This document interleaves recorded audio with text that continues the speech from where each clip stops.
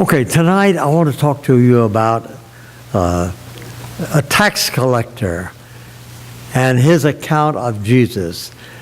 Who was this tax collector? It was Matthew. Matthew was a publican.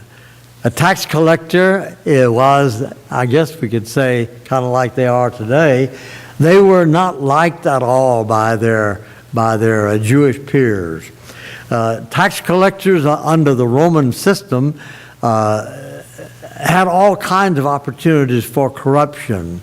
You remember Zacchaeus was a publican, and the way the thing was, the different sections of the outlying sections of the Roman Empire, the different parts of a country would be divided up by Rome, and then a person could purchase the right to collect taxes for the Roman government within that area. Now, taxes were supposed to be rather standard, but you can see that they were not really responsible to anybody except to get a certain amount of money over to Rome. So they were supposed to take a part of that for themselves, but there's so many of them that abused it, and they were levying taxes on people that were very heavy. And so the Jewish people felt like, well, the publicans or the tax collectors really were puppets of the Roman Empire, and you can imagine how the Jewish people felt as a result of that. Well, Matthew was a publican. Matthew was also one of the apostles. And so you have a very strange situation here. The author of this gospel we call the Gospel of Matthew, or the Gospel according to Matthew, he was an apostle.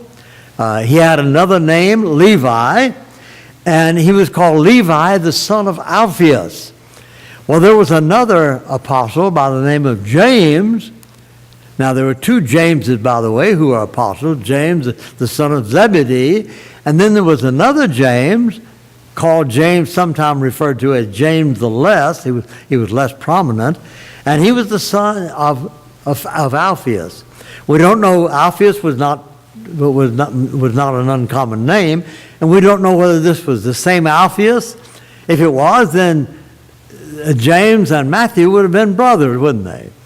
Or perhaps half brothers. But we don't know exactly how that fit in. But it is kind of interesting that this was his father's name. Tradition says that Matthew, after Jesus gave the Great Commission, he said, "Go into all the world and preach the gospel." That the apostles later, they stayed in Jerusalem for a while, but later they spread out and went to a variety of places in the world. And tradition has it that Matthew went to Ethiopia, and he taught the gospel down in Ethiopia. Matthew, being a Jew, it's very interesting to look at his gospel from the point of view of a Jew. Matthew probably was a pretty well educated man as a tax collector or as a publican here. There's some very interesting things that came out of the 2nd century in reference to Matthew. For example, there was a man by the name of Paypious who lived about 135 A.D., and Paypious gave some very interesting writings to us about some of the work of the apostles and some of the writings of the New Testament. And he would mention a book. He went Matthew, Mark, Luke, and John, and most of the other books, which also meant that here was a canon or a group of books that were recognized as authoritative, and that added somewhat to the evidence that we have. But Paypious would make a comment every once in a while about one of the writers, and he said of Matthew, he said Matthew wrote a gospel to the Hebrew people, and he wrote it in their own language. Well, the language of the Hebrew people in the time of Christ was what? It was the Aramaic language. And so the original of Matthew's gospel was probably an Aramaic work. Now, the Greek gospel, the Greek text that we have in the manuscript that we have, they don't appear to be translations. So it's quite probable then that Matthew rewrote his gospel in the Greek language. We know very, very little about this from the history of the manuscript and the history of the writing of these things. Well, there's some characteristics about this gospel that are unique, and I think very interesting just to know what the gospel is made up of. If you notice the book of Matthew, you will notice, if you read the book of Matthew very much, you will notice that he frequently makes reference to Old Testament writings. More than any other writer of the Gospels, Matthew quotes or alludes to the Old Testament. There are about 65 either quotations or allusions that Matthew makes of Old Testament to Old Testament writers. Now, the majority of the Old Testament quotations come from the Greek version of the Old Testament called the Septuagint. The Septuagint was when the Jewish people were under the domination of the Greek people, the Greek Empire. Everyone was speaking Greek, and surely enough, the Greek language became the language of many, many nations. Well, as a result of this, the Jewish children were growing up knowing Greek, but not knowing the Hebrew or the Aramaic. And so they had the Old Testament only in the Hebrew language, but their children now couldn't read Hebrew very well. And so they came along and said, if we want our kids to know our history, we have to translate our scripture from Hebrew into Greek. And so that's what they did, and it's a very fine book. I have a copy of it. It's a very fine work. And it gives us some insight into the way the Greek language was used during the days of just prior to Christ and during the days of Christ. Well, most of the writers in the New Testament, when they cite the Old Testament, they cite it from the Greek version, not Matthew. Matthew usually cites it from the Hebrew. And so we can see very well Matthew has a real strong Hebrew background, but he has also a very strong Hebrew gospel. He has a gospel that really says something to the Hebrew people. Another example of this type thing in Matthew. You know, in the first chapter of Matthew, we have the genealogies. And he begins his genealogy where? With Abraham. Well, that says something to us about the idea of Jewishness here, because the Jewish people see the origin of their whole nation coming from Abraham. Now, why? There's a contrast here too. The book of Luke also gives us a genealogy of Christ. But you know what Luke does? Luke wrote primarily for the Greek people. Well, Luke begins with Jesus, and he goes backwards, all the way back, not to Abraham, but where? To Adam, the Son of God. And so we see something Greek characteristic with Luke, but we see very strongly this Hebrew characteristic with Matthew. Well, Matthew frequently refers to a number of Old Testament passages, giving them a Messianic interpretation. Now, sometimes this becomes a sort of a problem for people.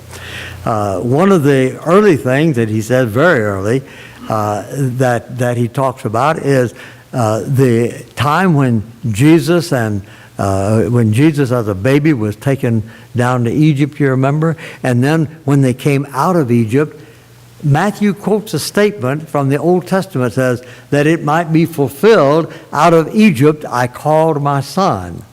Well, that's okay. That's okay. I looked it up many, many years ago. I looked it up to see the context that came out of.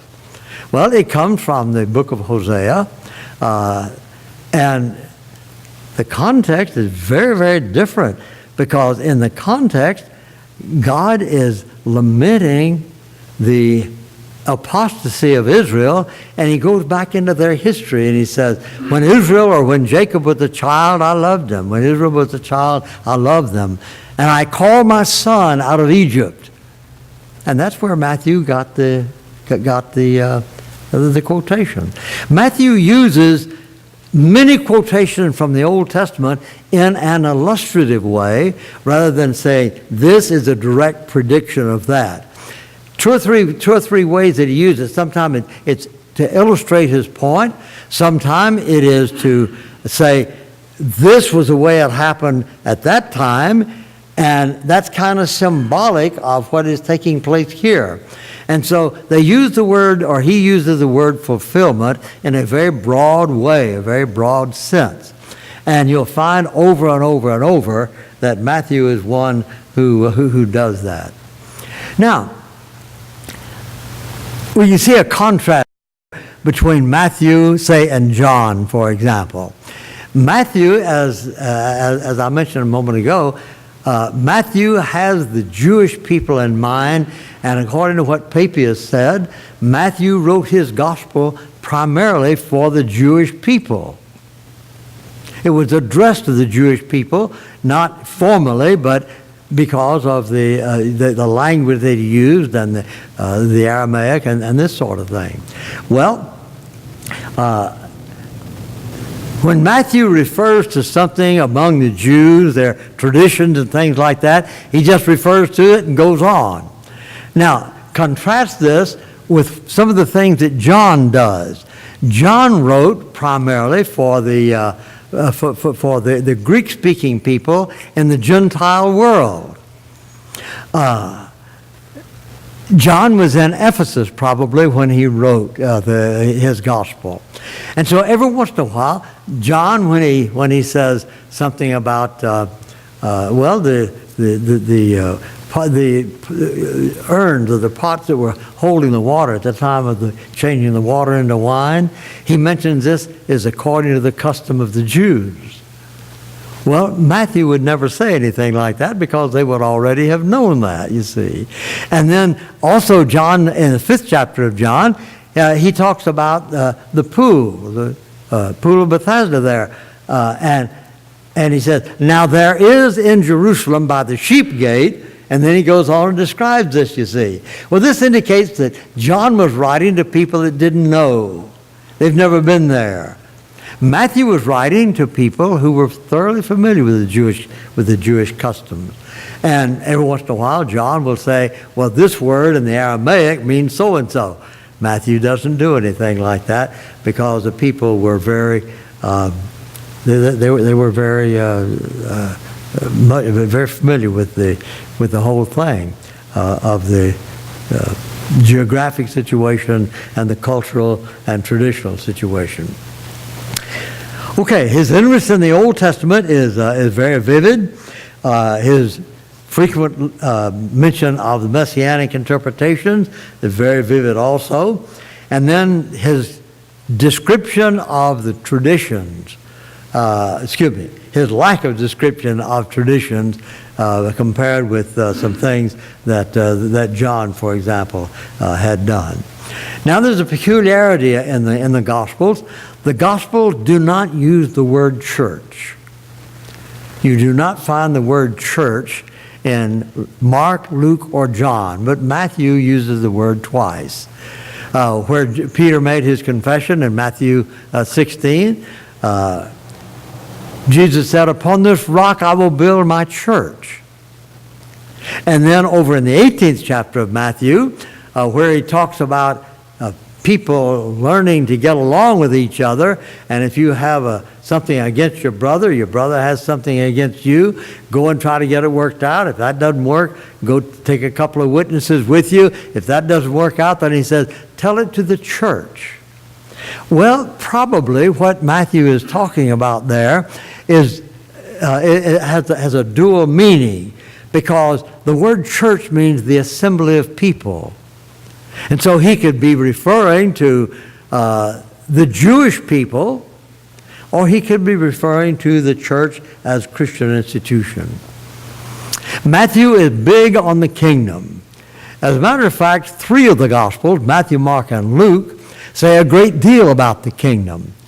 John only uses the word kingdom 3 times, and just in two different settings.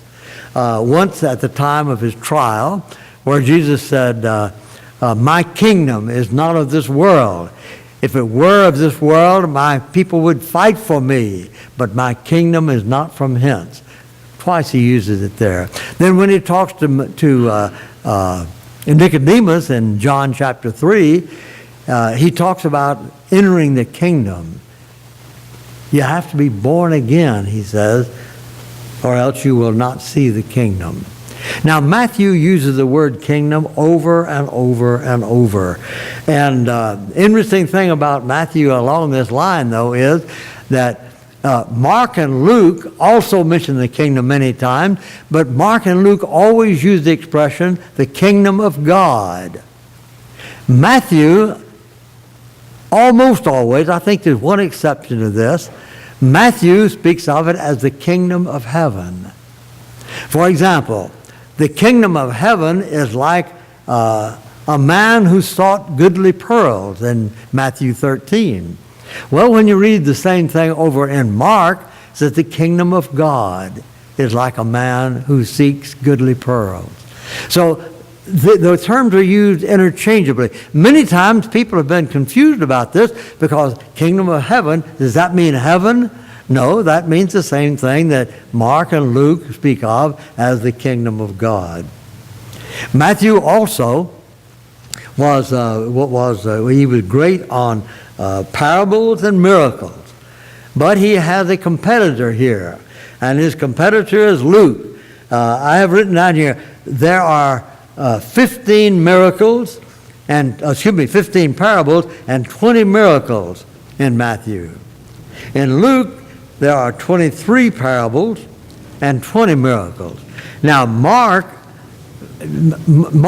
probably was the first gospel to be written. Mark is the shortest of the gospels, 16 chapters. But the interesting thing about Mark is that when Matthew and Mark give the same story, a parable or an incident or something like that, when Matthew and Mark both refer to the same story, Mark's description of the story will almost invariably be longer than either Matthew or Luke. But he just doesn't mention as many things, and so his gospel actually is shorter. Well, there's some other characteristics of Matthew's gospel that are kind of interesting. The Sermon on the Mount, for example. The Sermon on the Mount appears in Matthew as a sermon.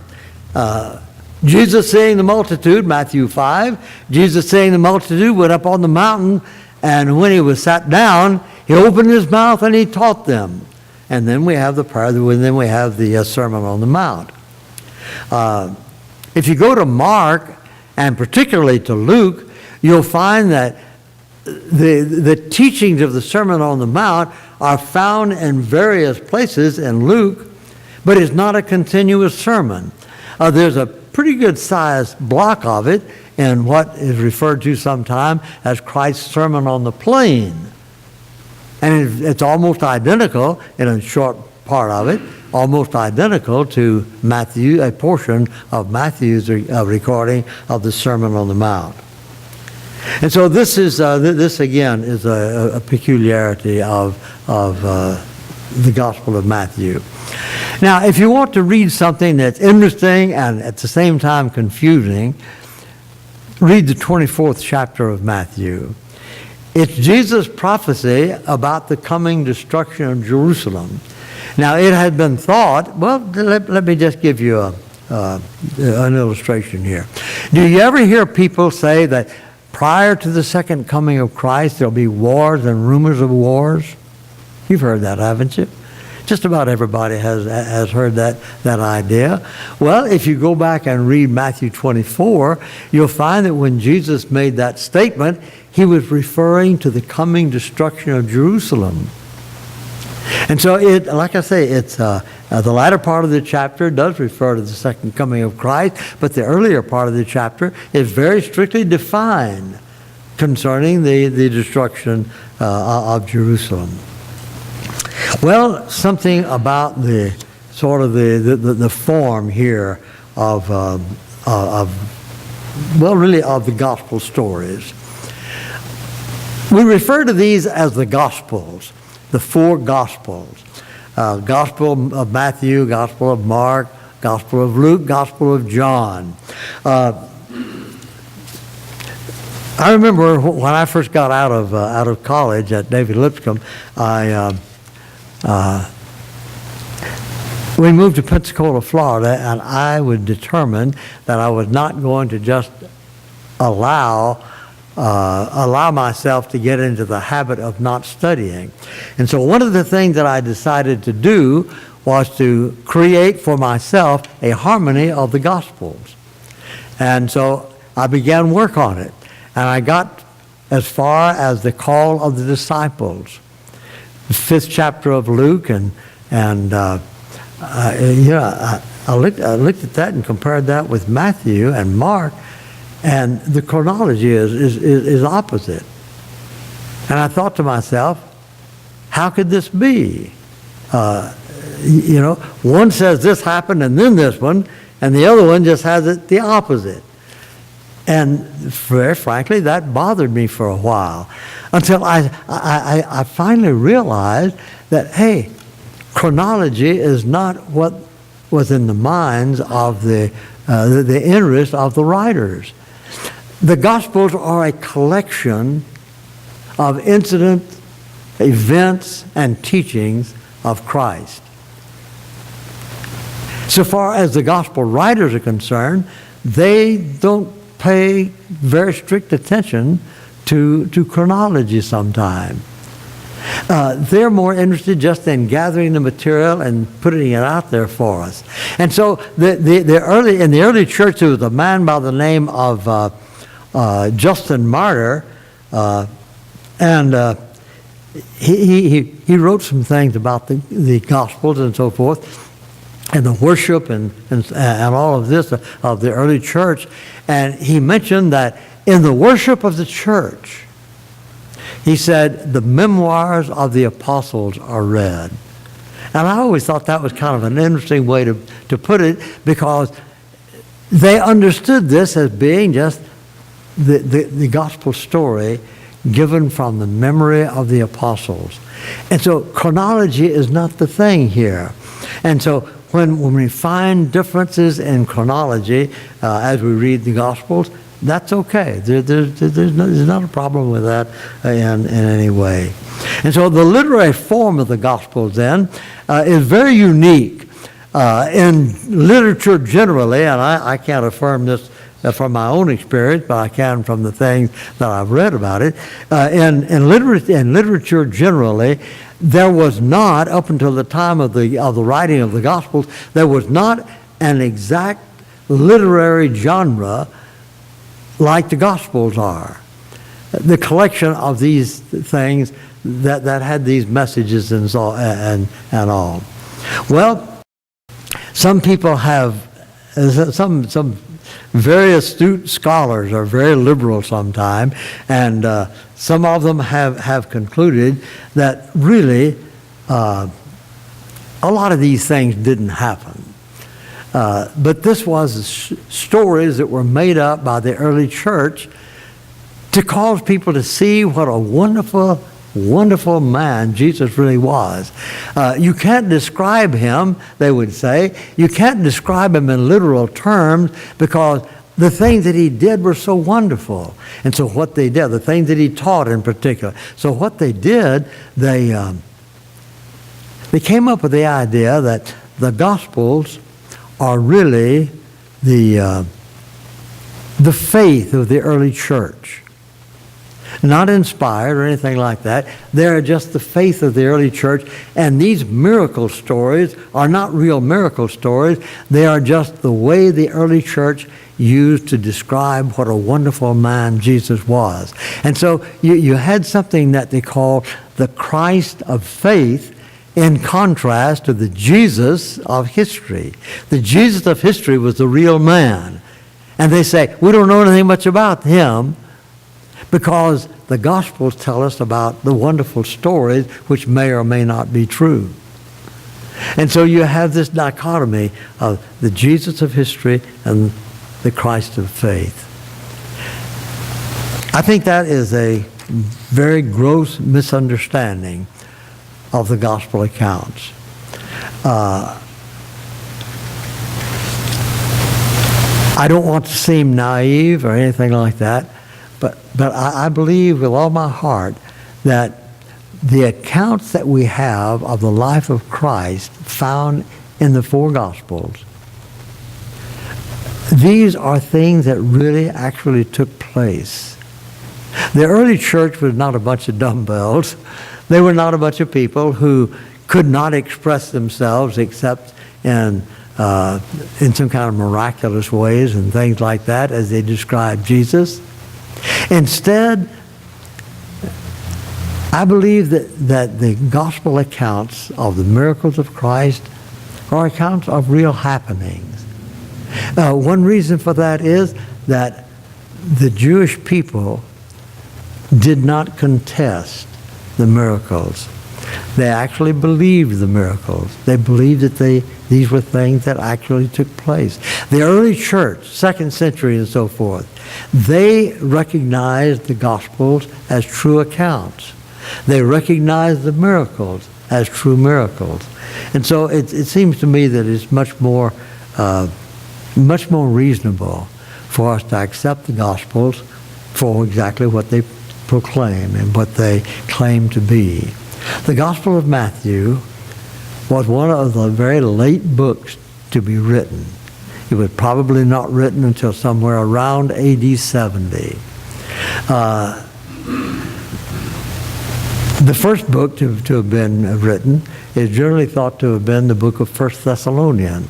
And you can arrive at that by looking at the references that Paul makes to his journeys and to the various things that places that he had visited. And so when we look at Matthew from that point of view, we can see Matthew looking back from about AD 70 to AD 30. And all the way back to the time of the birth of Christ. And he is looking at this from the point of view of a Jewish man, of a man who is a professional, probably well-educated man, a man who is a publican or a tax collector, who had great opposition, and yet he became a Christian and became a very influential individual. So Matthew holds a unique place for us. It is quoted more frequently or referred to more frequently by the early Christian writers, 2nd, 3rd, 4th century, than any other gospel. That probably is one reason that our New Testament begins with the book of Matthew. It's the longest of the four gospels, and it gives us excellent information about the life and the teachings of Christ.